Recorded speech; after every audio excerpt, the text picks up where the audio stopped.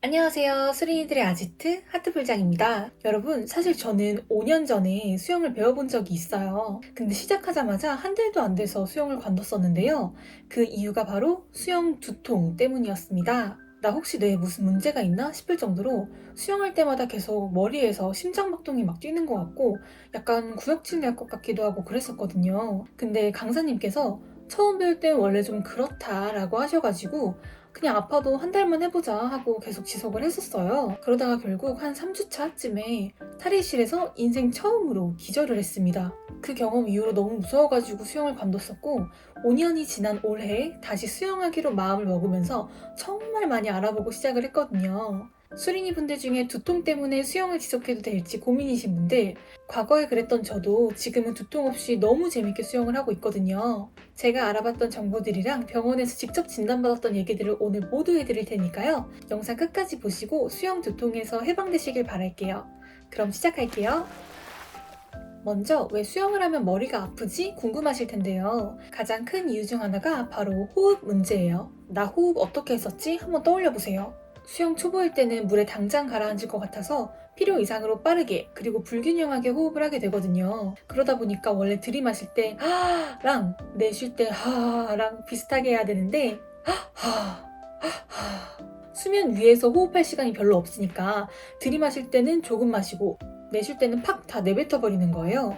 여기서 중요한 게 뭐냐면 우리 몸의 이산화탄소 농도예요. 미국 신경과학회지에 발표된 연구 결과를 보면 혈중 이산화탄소 농도가 뇌혈관의 확장과 수축을 조절하는 주요 인자래요. 우리가 숨을 내쉴 때 이산화탄소를 내보내는데 수영할 때 호흡이 불균형해지면서 이산화탄소를 필요 이상으로 많이 내보내게 되는 거죠. 이산화탄소 농도가 낮아지면 뇌혈관이 수축되는데 이때 뇌로 가는 혈류량이 줄어들면서 두통이 생기는 거예요. 수영하다 보면 산소가 부족해 이렇게 느끼잖아요. 근데 실제로는 두통은 이산화탄소의 농도가 낮아져서 생긴다고 보는 것이 정확합니다. 그래서 이때 응급조치 방법으로 이렇게 손으로 공기 주머니를 만들어서 입 앞에 갖다 대고 호흡을 하는 건데요. 왜 이렇게 하냐면 내쉰 숨에 이산화탄소가 들어있잖아요. 그걸 다시 들이마심으로써 이산화탄소 농도를 정상화하는 데 도움을 줄 수 있어요. 수영하다가 호흡 때문에 갑자기 두통이 올 때 이 방법을 참고하시길 바랄게요. 두 번째 이유는 운동성 두통인데요. 운동 중 또는 운동 직후에 발생해서 48시간 이내로 사라지는 두통이 운동성 두통으로 분류가 됩니다.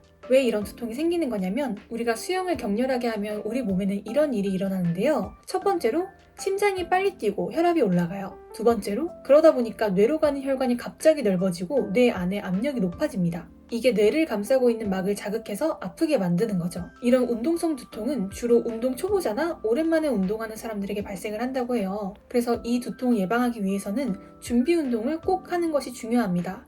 그리고 운동 강도를 천천히 올려주셔야 돼요. 심장을 서서히 준비시키고 근육을 풀어주는 게 운동성 두통 예방에 도움이 된다고 합니다.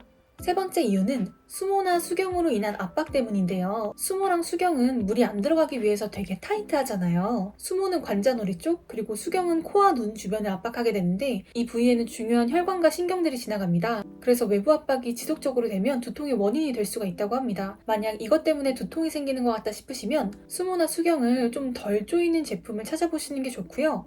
실리콘 수모보다는 스판 수모, 수경도 고무끈보다는 패브릭끈 같은 걸 사용하시면 신축성이 더 좋아서 압박 완화에 도움이 되실 거예요. 이렇게 수영 중 두통이 발생하는 세 가지 이유에 대해서 얘기를 해봤는데요. 일반적으로 수린이들에게 일어나는 일이기 때문에 강사님이 말씀하신 것처럼 처음 배울 땐 원래 두통이 있을 수 있어요 라고 하는 게 맞는 말이더라고요. 근데 중요한 건 맞는 말이지만 그렇다고 해서 초보니까 그냥 참고 계속하면 되겠지 하고 내 몸이 보내는 신호를 무시하면 안 돼요. 저 같은 경우에는 아예 기절해서 한 달도 안 돼서 수영을 포기했었다고 말씀드렸잖아요.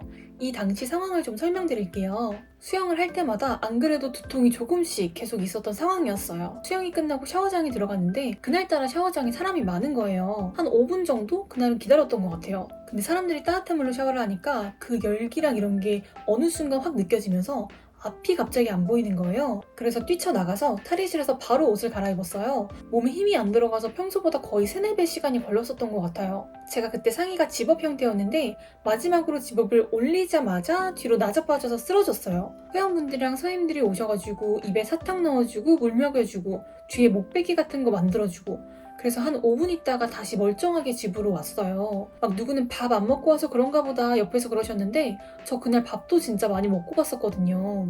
그래서 병원에 가니까 의사쌤이 미주신경성 실신이라고 하시더라고요. 미주신경이 과도하게 활성화가 되는 건데 쉽게 말해서 특정 상황에서 몸의 브레이크가 너무 강하게 작동해서 심박수랑 혈압이 낮아지고 뇌로 가는 혈류를 감소시켜서 의식을 잃는 거라고 하더라고요. 발생 요인이 아까 두통의 요인과 조금 비슷한데 본인의 체력보다 좀 더 무리한 활동을 하거나 호흡을 참는 행위를 하거나 아니면 더운 환경 또는 오랫동안 서 있기, 샤워실이 저한테는 그랬었죠. 이런 복합적인 요인들로 인해서 발생을 한다고 해요. 참고로 이 미주신경성 실신은 전조 증상이 있는 경우가 많은데요. 몇 초에서 길면 10분 이내로 있다고 합니다. 저처럼 눈앞이 갑자기 안 보이거나 식은땀이 나거나 이런 증상이 있으면 저는 그때 막 어떻게든 옷을 입으려고 그랬었는데 그러지 말고 누울 수 있는 곳이나 얼른 찾아서 즉시 누워서 다리를 위로 올려서 혈류를 개선해야 된다고 합니다. 그럴 수가 없는 상황이면 이렇게 양손을 서로 잡은 상태에서 반대 방향으로 이렇게 당기면 일시적으로 혈압이 올라서 도움이 될 수 있다고 해요. 생각보다 경험하시는 분들이 되게 많고 이게 뭐 심각한 이상이 있거나 질병으로 진행되는 건 아니라서 걱정은 안 해도 된다고 하셨는데 다만 쓰러지면서 부상을 입을 수가 있잖아요. 전조 증상이 일어나면 반드시 안전한 곳에 앉거나 누울 수 있도록 하는 것이 중요하다고 합니다. 자, 오늘은 수영 두통이 발생하는 이유에 대해서 정리를 해봤는데요. 결론적으로 수린이일수록 또 평소에 운동을 많이 하지 않았던 분들일수록 해당이 되는 경우가 많은 것 같아요. 그치만 저는 여러분들이 이 두통이라는 문제 때문에 수영을 포기하진 않으셨으면 좋겠어요. 저도 쓰러지고 바로 수영을 관뒀었는데 이번에 다시 시작하면서 정말 신경을 많이 썼거든요. 그래서 미리 가서 준비 운동 열심히 하고 또 수영할 때는 과호흡이 되지 않도록 머리로 계속 신경을 쓰면서 호흡을 하고 있고요. 샤워는 그냥 짧게 적당한 미온수로 하고 바로 나와요. 덕분인지 지금은 수영을 좀 빡세게 해도 두통이 전혀 없고요. 다시 배우면서 초반에는 좀 두려움이 있었는데 그런 것도 이제는 모두 잊고 즐겁게 수영을 하고 있습니다. 개선을 할 수 있는 방법들이 분명히 있고 개선이 되면 수영은 정말 매력적인 운동이기 때문에 두통이 있으셨던 분들은 오늘 바로 앞선 내용들을 실천해 보시길 바랄게요. 이번 영상도 유익하셨길 바라고요. 다음 영상에서도 수린이 분들을 위한 알찬 영상을 준비할 테니 꼭 구독과 좋아요 부탁드릴게요. 다음에 또 만나요. 안녕.